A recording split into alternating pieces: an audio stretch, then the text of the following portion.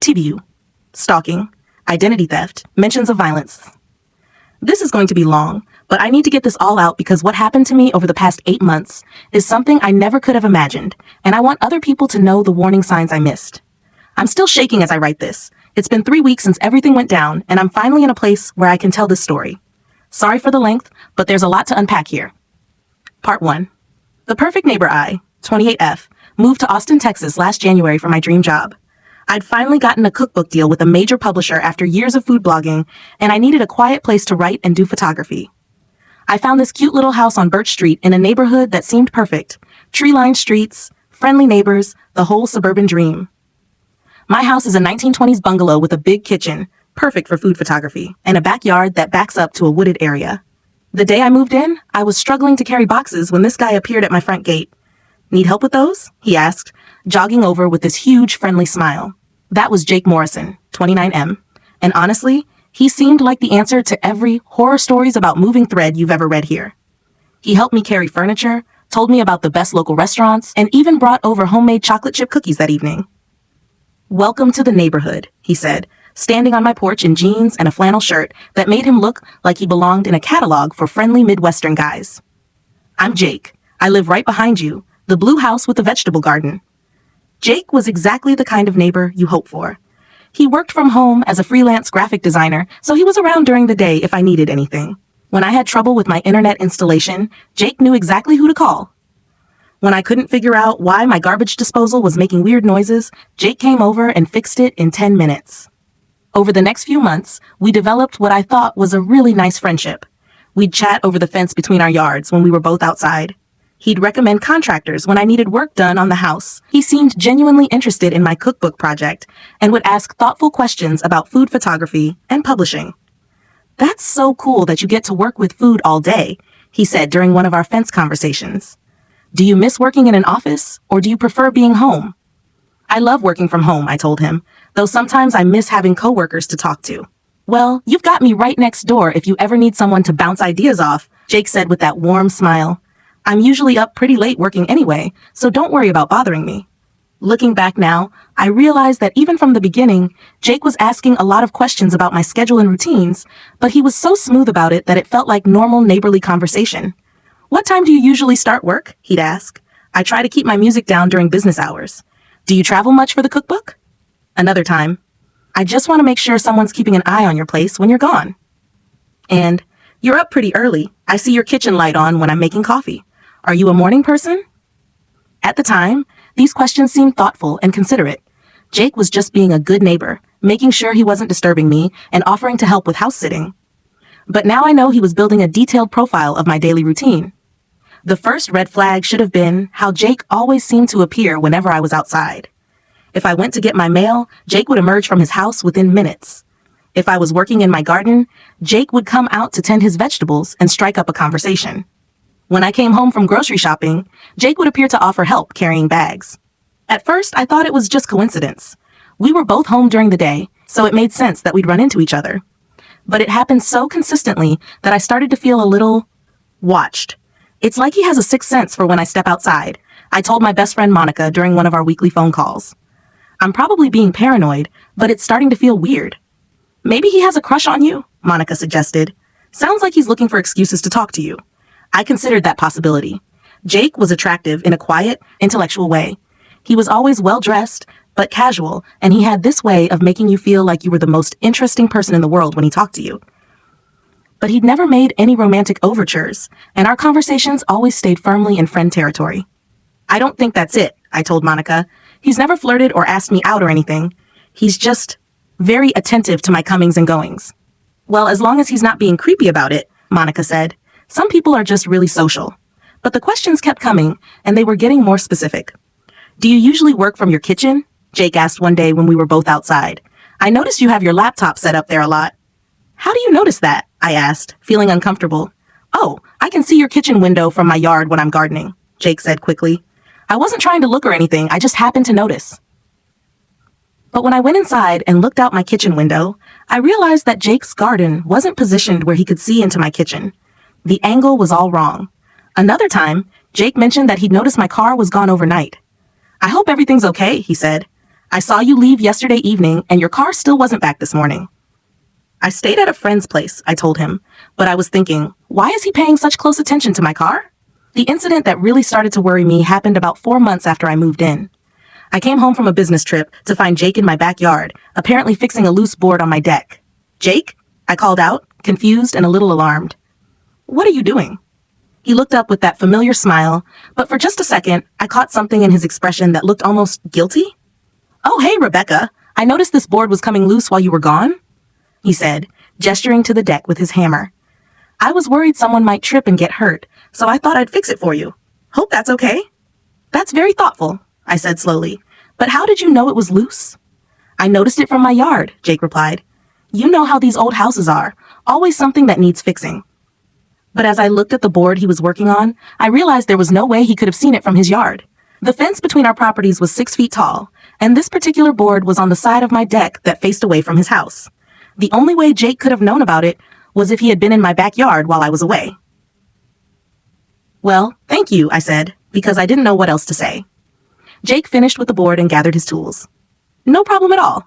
That's what neighbors are for, right? I have a key to the Johnsons' place for when they travel. If you ever want someone to check on things when you're away, I'm happy to help." A key. Jake was offering to have a key to my house. "I'll think about it," I said, trying to keep my voice normal. After Jake left, I walked around my backyard looking for other signs that someone had been there while I was away. That's when I noticed something that made my blood run cold. My kitchen window, which I always kept locked when I traveled, was slightly open. Just a crack, but definitely open. I was absolutely certain I had closed and locked all the windows before leaving for my trip. It was part of my standard routine before traveling. Check all windows, check all doors, set the alarm. Standing in my backyard, staring at that open window, I felt like someone had walked over my grave. Had Jake been inside my house? Part 2. Growing paranoia? Or was it? That night, I couldn't sleep. I kept thinking about Jake's explanation for being in my backyard, about that open window, about all the questions he'd been asking over the past few months. I got up 3 times to check all the locks in the house and ended up wedging chairs under the door handles for extra security. The next morning, I decided to test my suspicions. I made a big show of leaving the house around 10 a.m., making sure Jake could see me get in my car and drive away. But instead of actually leaving, I drove around the block, parked 3 streets over, and walked back through the woods behind our neighborhood until I had a clear view of both my house and Jake's. What I saw made me feel sick. Within 15 minutes of my supposed departure, Jake emerged from his back door and walked straight to the fence between our properties. He looked around carefully, checking to make sure no one was watching, then produced a key from his pocket and opened my back gate. A key. Jake had a key to my property, and I had never given him one. I watched in horror as Jake walked calmly across my backyard and used another key to unlock my back door. He disappeared inside my house and didn't come out for over an hour. When Jake finally left my house, he locked the door behind him, closed the gate, and went back to his own house like nothing had happened. I waited another 30 minutes before carefully making my way home, my heart pounding the entire time. Everything looked normal from the outside, but inside, I could sense that things had been disturbed. Nothing was obviously moved, but there were tiny signs that someone had been going through my belongings. My mail, which I'd left stacked on the kitchen counter, had clearly been rifled through. My laptop had been moved slightly on my desk. I always positioned it at a specific angle, and now it was different. When I checked my bedroom, I found one of my dresser drawers not quite closed all the way. Jake had been systematically searching my house while I was away. I sat on my couch for a long time, trying to process what I'd witnessed. This wasn't just nosy neighbor behavior. This was stalking, breaking and entering, and God knows what else. But what was he looking for? What could he possibly want with my mail and my laptop? I called Monica immediately. "Monica, I need to tell you something, and I need you to listen carefully because I think I might be in real danger." I told her everything. Jake's excessive interest in my schedule, finding him in my backyard, the open window, and what I just witnessed. Monica listened without interrupting, and when I finished, she was quiet for a long moment. "Rebecca, you need to call the police right now," she said finally. "And tell them what? That my neighbor has been too friendly? That I think he was in my house, but I can't prove it? You literally just watched him break into your house with stolen keys. That's breaking and entering. But what if I'm wrong about what I saw? What if there's an innocent explanation?" Even as I said it, I knew how ridiculous it sounded. What innocent explanation could there possibly be for Jake having keys to my property and going through my belongings while I was away? "Rebecca, listen to yourself," Monica said firmly. "You're making excuses for someone who violated your privacy and your safety. That's not normal behavior, innocent or otherwise." Monica was right, but I still hesitated to call the police. Jake was well liked in the neighborhood. He'd lived on Birch Street for 3 years before I moved in, and everyone trusted him. Mrs. Patterson down the street was always talking about how helpful Jake was. The Johnsons next door had given him a key to their house. Who would believe that this pillar of the community was actually stalking me? I need more evidence, I told Monica. Something concrete that proves he's been doing this systematically. Then get evidence. But please be careful, and promise me you'll call the police if anything else happens. I promised, but I had already decided what I was going to do. I was going to catch Jake in the act, and I was going to get it on video. Part 3, Setting the Trap. Update 1, posted 2 days later. Holy shit, you guys. The response to my post has been overwhelming, and I appreciate everyone who told me to trust my instincts and document everything. I took your advice. Yesterday, I went to Best Buy and bought a complete security camera system. It wasn't cheap, but after reading all your comments about how this could escalate, I decided my safety was worth the investment. The system I bought has cameras that connect to my phone, so I can monitor my house remotely in real time. I placed cameras at my front door, back door, and inside my living room and kitchen. If Jake came into my house again, I would have video evidence that even the most skeptical police officer couldn't dismiss. I also called a locksmith and had all my locks changed. New deadbolts, new door handles, everything. Whatever keys Jake had been using would no longer work. If he tried to get in now, he would have to actually break something, and that would be much harder to explain away. I spent extra money on high-security locks that the locksmith assured me would be very difficult to pick. These are what we install for people who've had break-ins, he told me. Someone would need professional tools and a lot of time to get through these.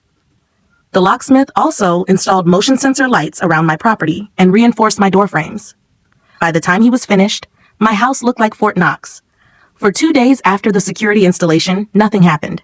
Jake seemed his normal friendly self, chatting with me over the fence and offering to help with yard work. I started to wonder if I had been paranoid, if maybe I had misinterpreted what I'd seen. Maybe he really was just trying to be helpful, I told myself. Maybe I'm losing my mind. But then I remembered that open window, and Jake having keys he shouldn't have had, and I knew I wasn't crazy.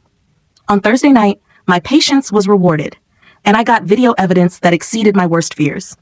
I was at a work dinner with my publisher at a restaurant downtown when I got an alert on my phone that motion had been detected at my back door. I opened the security app and watched in real time as Jake approached my house, carrying a small black bag. I excused myself from dinner and went to the restaurant bathroom so I could watch without my publisher seeing. My hands were shaking as I opened the live feed from my backdoor camera. Jake tried his old keys first, just like I expected. When they didn't work, I thought he might give up and leave. But instead, Jake set down his bag and pulled out what looked like professional lock-picking tools. I immediately called 911. 911, what's your emergency? Someone is breaking into my house right now, I whispered, trying to keep my voice down in the restaurant bathroom. I'm watching it happen on my security camera. The dispatcher was incredibly professional and took my address immediately. Are you at the location now? No, I'm across town, but I can see everything happening on my phone. The person breaking in is my neighbor. Officers are on their way. Stay on the line with me and tell me what you're seeing. So I watched Jake work on my lock for about 10 minutes. Whatever tools he was using, they were effective because eventually I heard the distinctive sound of the deadbolt turning. He's inside now, I told the dispatcher. I can see him on my living room camera. But what Jake did next confused me completely.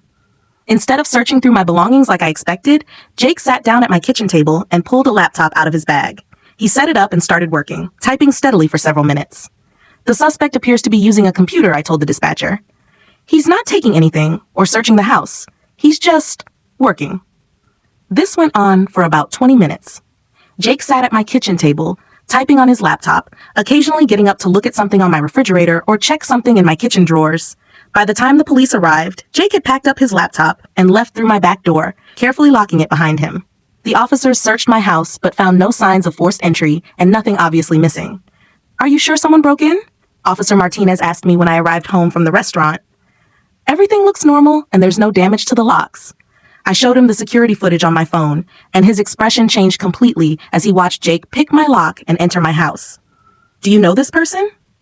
He's my neighbor. He lives in the blue house right behind me. Officer Martinez took detailed notes and said they would speak with Jake, but he also warned me that proving criminal intent might be difficult. Breaking and entering requires proof of intent to commit a crime, he explained.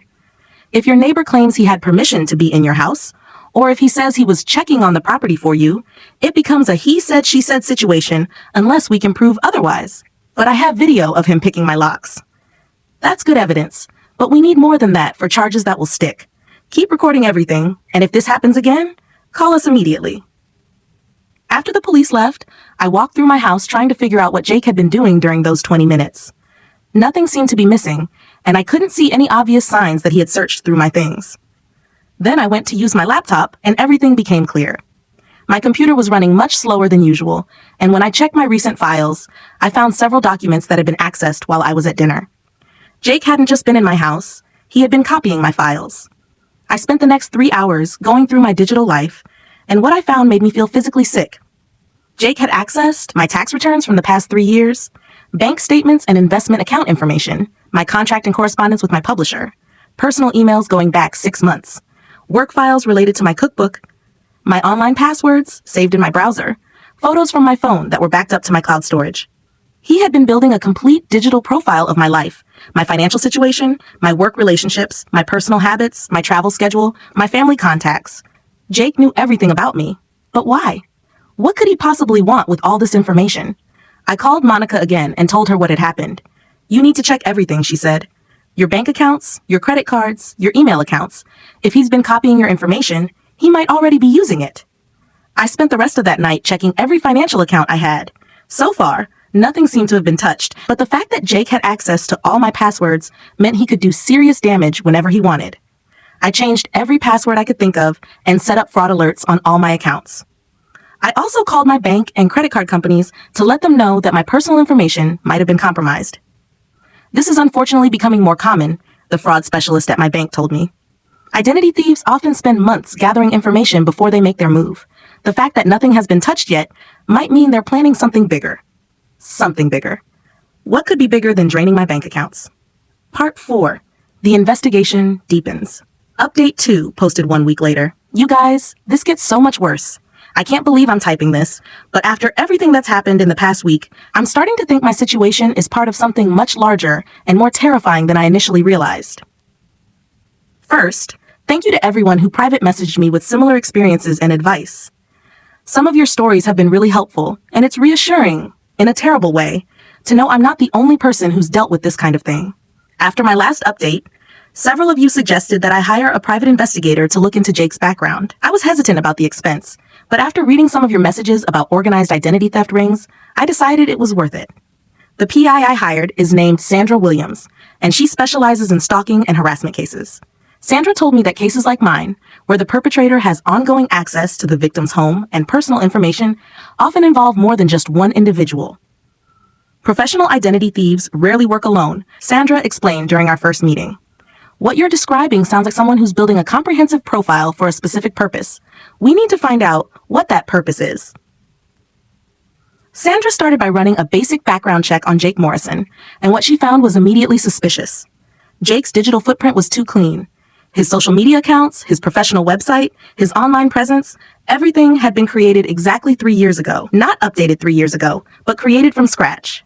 That's a red flag, Sandra told me. Most people have digital traces going back much further, especially someone in graphic design who you'd expect to have an established online presence. Sandra dug deeper and found more inconsistencies. Jake's business license for his freelance design work was issued 3 years ago. His lease on the house behind mine started 3 years ago. His credit history only went back 3 years. It's like Jake Morrison didn't exist before 3 years ago, Sandra said. That usually means one of two things. Either it's a very young person just starting their adult life, or it's someone operating under an assumed identity. Jake was clearly not a teenager, which left the second option. But the most disturbing discovery came when Sandra expanded her search beyond Jake himself and started looking at the neighborhood. I ran property records for your street and the surrounding area, Sandra told me during our second meeting. In the past 4 years, there have been 3 other single women who lived alone and then suddenly moved away under strange circumstances. She showed me a file with photos and information about the other women. Lisa Martinez, 31, marketing consultant, lived 2 streets over from me. Lisa had moved to Austin in 2019 and was active in local business networks. In early 2021, she abruptly broke her lease, stopped showing up to work, and disappeared. Her landlord told Sandra that Lisa had left most of her belongings behind and seemed to be in a hurry to leave town.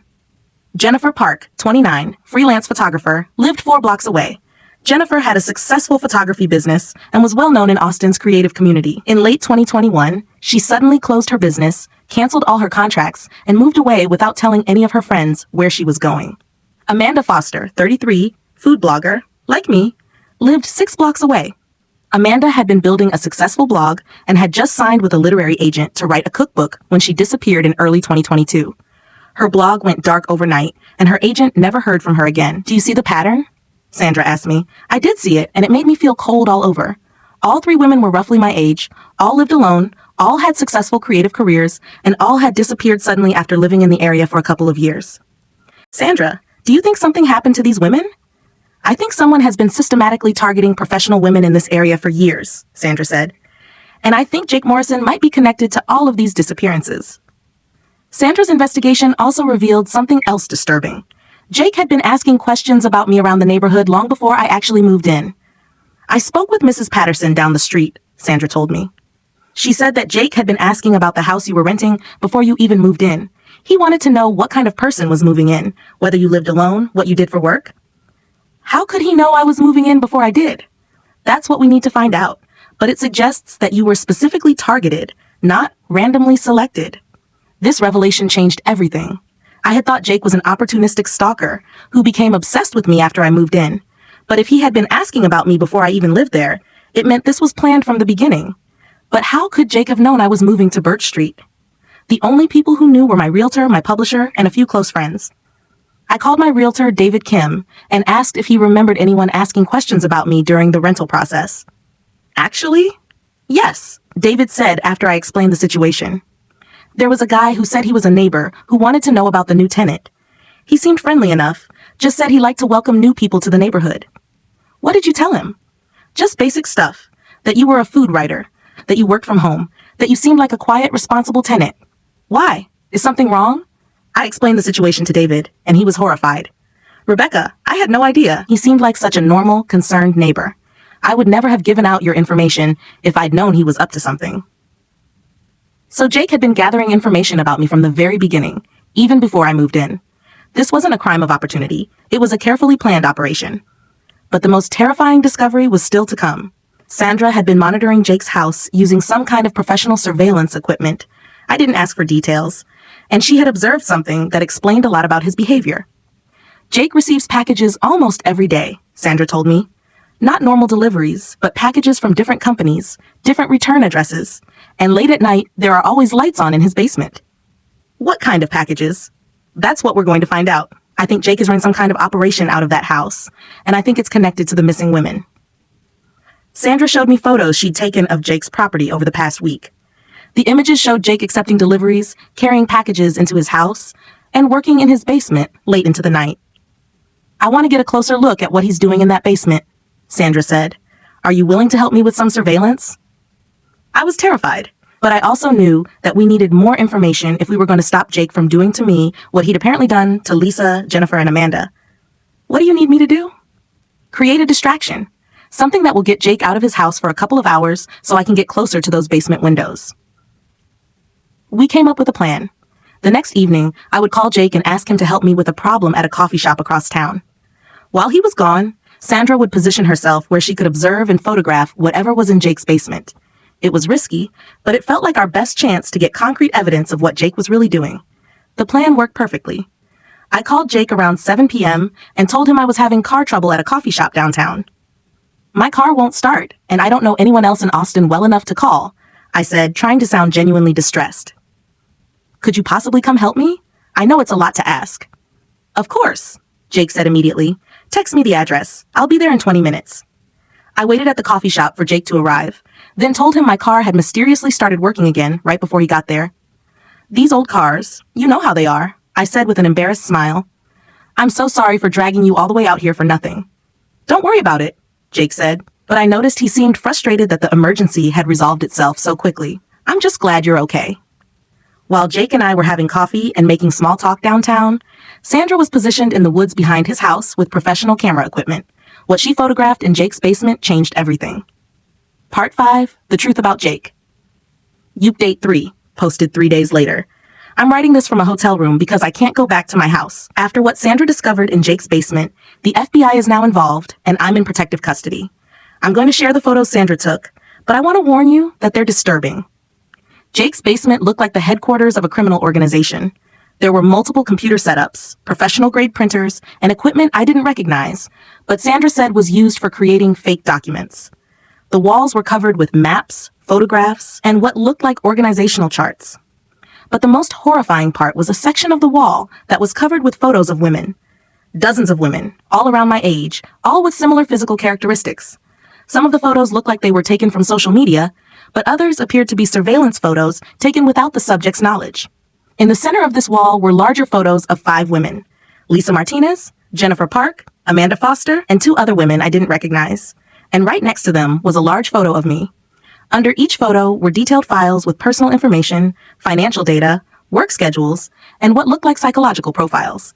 My file was the thickest, with information going back to before I moved to Austin.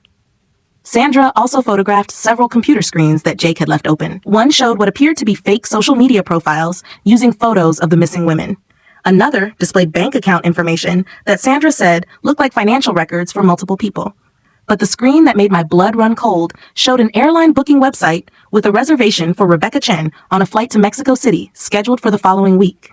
I had never booked that flight. Sandra called the FBI immediately, and within hours, my house was surrounded by federal agents.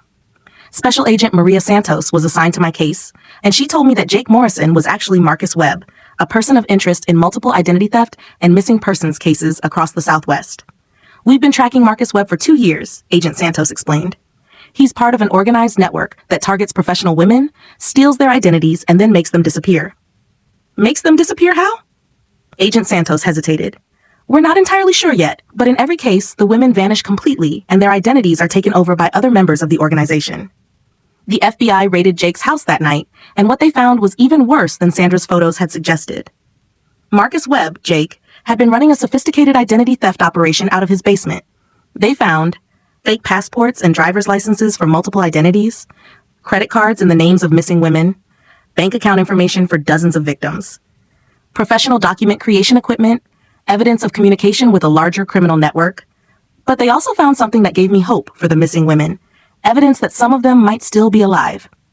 We found communications suggesting that some of the victims are being held at various locations and forced to work for the organization, Agent Santos told me. They're being used to help target and process new victims. They're alive? We believe so. And with the evidence we've gathered from Marcus's operation, we should be able to locate them and shut down the entire network. The FBI also discovered the scope of Marcus's surveillance of me. He had been tracking my movements, monitoring my online activity, and even had cameras positioned to watch my house. He knew everything about my daily routine, my work schedule, my personal relationships, and my financial situation. Rebecca, you were being prepared to be the next victim, Agent Santos said. Based on the timeline we found in Marcus's files, he was planning to make his move within the next few days. What kind of move? The pattern is always the same. They drain the victim's financial accounts, take over their professional relationships, and then the victim disappears. In your case, Marcus had already created fake documents that would allow him to assume your identity and continue your work as a food writer. The thought that Marcus could have taken over my entire life, my career, my relationships, my identity, was more terrifying than the idea of being robbed or even killed. Agent Santos showed me some of the documents they'd found in Marcus's house. There were fake email accounts set up in my name, draft letters to my publisher explaining that I was taking a break from the cookbook project, and even practice samples of my handwriting.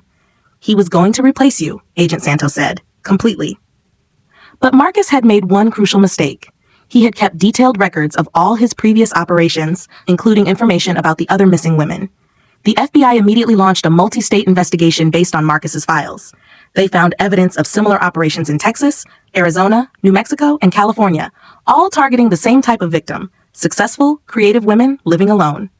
Within 48 hours of Marcus's arrest, the FBI had raided 3 other properties and rescued 4 women who had been held captive and forced to work for the organization. Lisa Martinez was found at a house in Phoenix, along with 2 other women. Jennifer Park was being held at a location in Albuquerque. Amanda Foster was rescued from a property outside Denver. All of them had been kept alive and forced to use their professional skills to help the organization target new victims. Lisa was using her marketing expertise to research potential targets. Jennifer was creating fake social media profiles using her photography skills. Amanda was writing fake blog posts and maintaining online personas for stolen identities. They kept us alive because we were useful, Lisa told me when we spoke after her rescue, but they made it clear that if we ever tried to escape or contact anyone, we would be killed. The organization had been operating for at least 5 years, and Marcus was just one of many operatives working in different cities across the Southwest. The FBI estimates that they successfully stole the identities of at least 30 women, and they're still trying to locate all the victims. Marcus Webb was charged with kidnapping, identity theft, fraud, conspiracy, and multiple other federal crimes. During his interrogation, he revealed the structure of the organization and the locations of other victims. The network was run by a man named Victor Petrov, who operated from a base in Mexico. Petrov recruited operatives like Marcus to establish themselves in various cities and target women who fit specific criteria: single, professional, financially successful, with minimal family connections that might notice if they disappeared. They specifically looked for women who wouldn't be immediately missed, Agent Santos explained. Food bloggers, freelance photographers, marketing consultants, people who work independently and might travel frequently for work. Marcus had been sent to Austin specifically to target me. The organization had been monitoring my blog for months before I moved to Texas, and they saw me as an ideal victim. When I decided to relocate to Austin for my cookbook project, they positioned Marcus in the house behind mine and waited. Everything about your meeting, Jake, was orchestrated, Agent Santos told me. He knew exactly when you were moving in, he knew you'd need help with boxes, and he had researched your personality enough to know that homemade cookies would make you trust him. The level of planning was absolutely chilling. Marcus had spent months studying my blog posts, my social media, and even my online interviews to understand my personality and preferences. He knew I was a sucker for thoughtful gestures and home-baked goods. He knew I valued community and neighborly relationships. He had crafted his entire persona specifically to appeal to me. The cookies weren't even homemade, Agent Santos said with disgust. We found receipts from a bakery in his house. Even that gesture was fake. Part 6. The Trial and Aftermath, Final Update, posted 6 months later. Hey everyone. I know it's been a while since I updated, and I've gotten a lot of messages asking what happened with the trial and how I'm doing. I'm finally in a place where I can talk about it. The trial lasted 3 months, and it was one of the most difficult experiences of my life.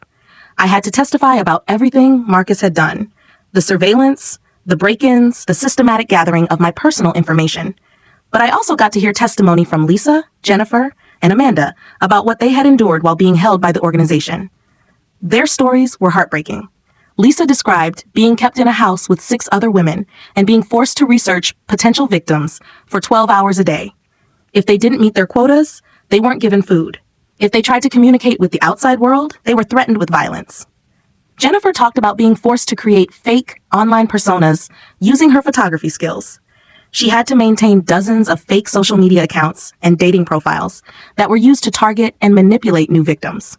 Amanda's testimony was particularly hard for me to hear because her experience had been so similar to what Marcus was planning for me. She described how the organization had taken over her food blog and used her identity to continue her work while she was held captive. They had even used her name to sign a cookbook deal, planning to have another member of the organization write the book using her stolen identity. I watched them destroy everything I had built, Amanda said during her testimony. My career, my relationships, my entire life. They took it all and used it for their own purposes while keeping me locked in a basement. The prosecution presented evidence that the organization had successfully stolen the identities of 47 women over 5 years. Most of the victims had never been found, and the FBI believes they were killed after the organization had extracted everything useful from their identities.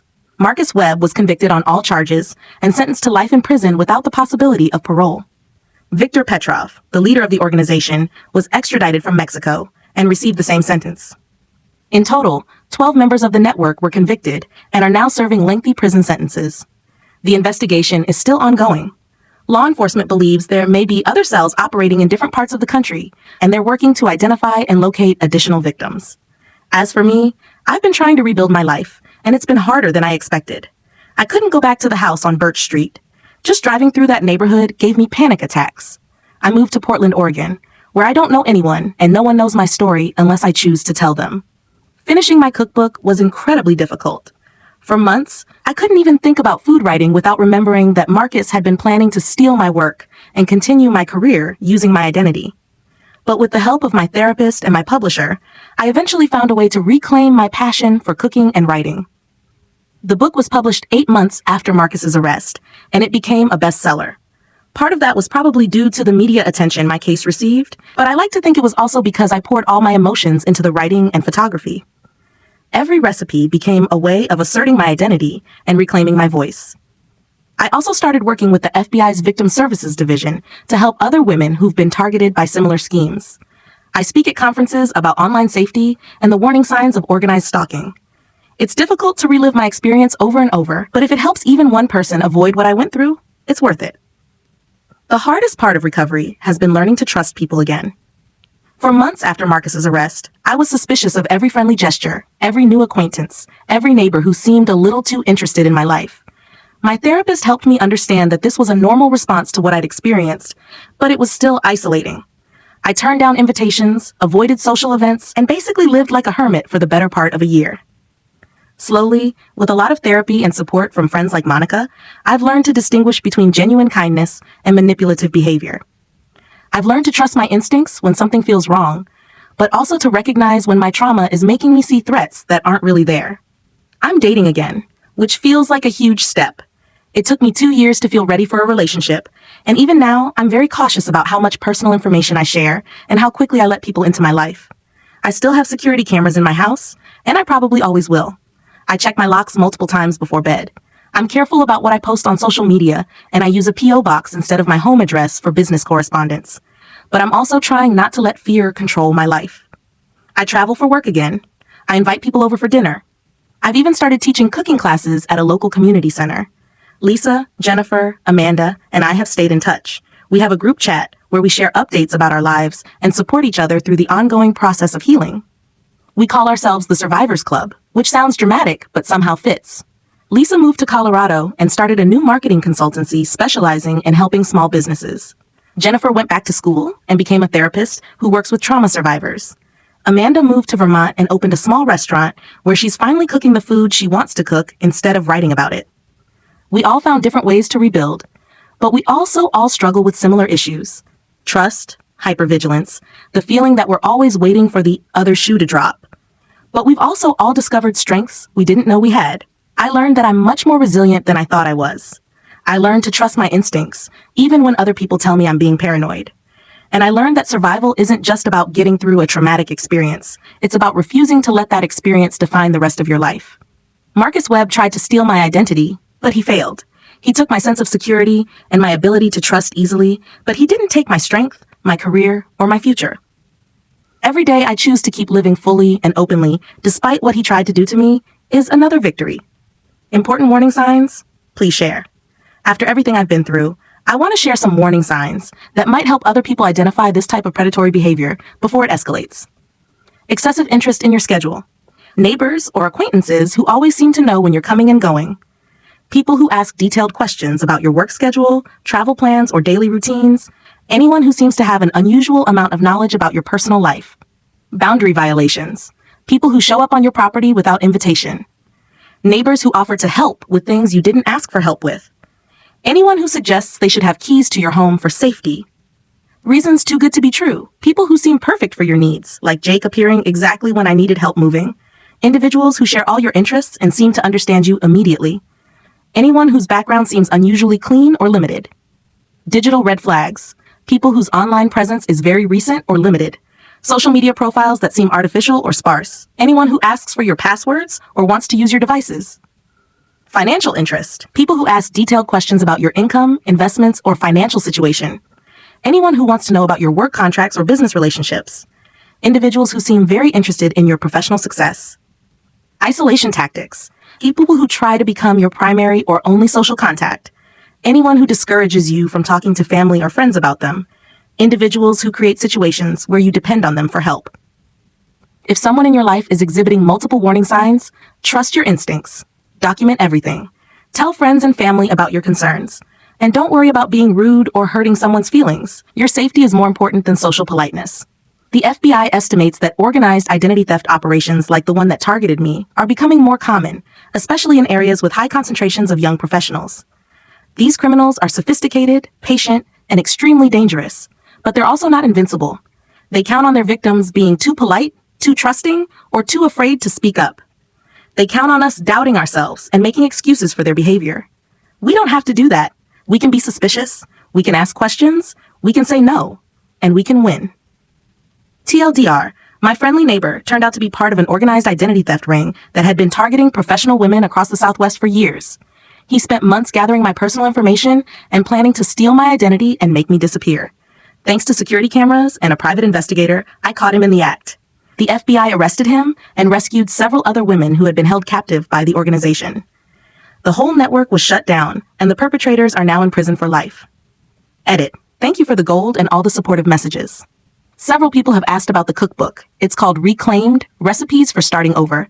And yes, it's available on Amazon. A portion of the proceeds goes to organizations that help victims of identity theft and stalking. Edit 2. For those asking about the private investigator, Sandra Williams operates out of Austin and specializes in stalking cases. She was incredible throughout this whole ordeal, and I can't recommend her highly enough if you're in a similar situation. Edit 3. Please stop asking for Jake Marcus's real address or prison information. I understand you're angry on my behalf, but doxing isn't helpful and could potentially interfere with ongoing investigations into other cells of this organization. Edit 4. To the people sending me DMs about fake details in my story, yes, I changed some names and minor details to protect my privacy and the privacy of other survivors. But the core events happened exactly as I described them. I've provided verification to the mods if needed. Stay safe out there. Reddit.